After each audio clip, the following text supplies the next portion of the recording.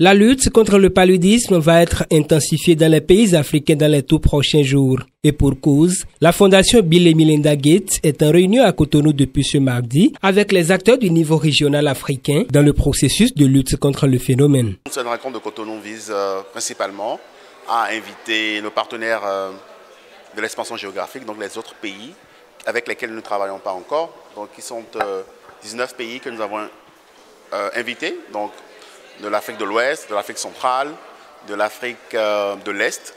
Et l'objectif de cet atelier est surtout de partager avec eux ce que nous faisons déjà avec les pays avec lesquels nous travaillons dans la lutte contre le paludisme. Donc pour leur expliquer un peu quelles sont les modalités de collaboration avec la Fondation Bill et Melinda Gates et aussi partager avec eux la vision stratégique de la Fondation en ce qui concerne l'élimination du paludisme. Parce que nous pensons et nous sommes convaincus que l'élimination du paludisme n'est pas une utopie.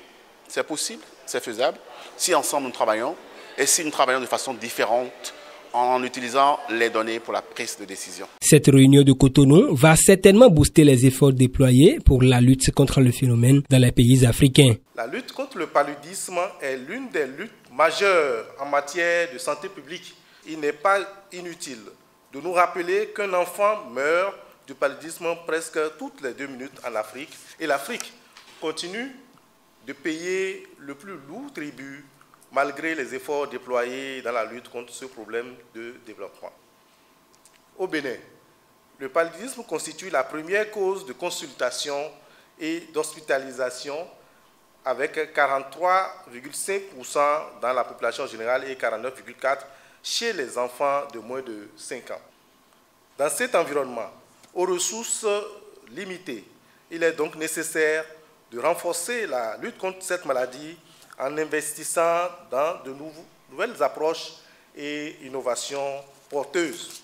Et c'est pourquoi cette rencontre initiée par la Fondation Bill et Melinda Gates revêt pour nous un intérêt capital. La lutte contre le paludisme appelle à une approche multisectorielle.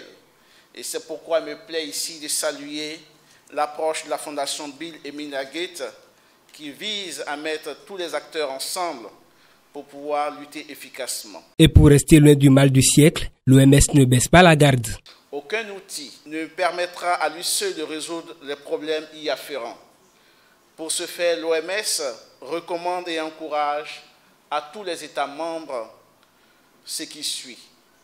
D'abord, d'utiliser plus efficacement les outils de prévention, de diagnostic et de traitement, en particulier dans les pays les plus touchés, d'assurer une large utilisation du vaccin contre le paludisme chez les enfants dans les zones à transmission modérée ou forte. S'il est déployé à grande échelle, celui-ci permettra de sauver des dizaines de milliers de vies chaque année. Les conclusions de ces assises de Cotonou vont être un facteur déterminant dans la volonté des États africains d'éradiquer le mal à partir des actions fortes en collaboration avec la Fondation Bill et Melinda Gates. Les perspectives après cette rencontre seront surtout pour nous d'identifier les pays où la niche d'opportunité sera la plus ouverte et pouvoir engager la discussion avec ces pays et de tracer une feuille d'action, je dirais une feuille de route pour que nous puissions résolument engager la collaboration avec ces nouveaux pays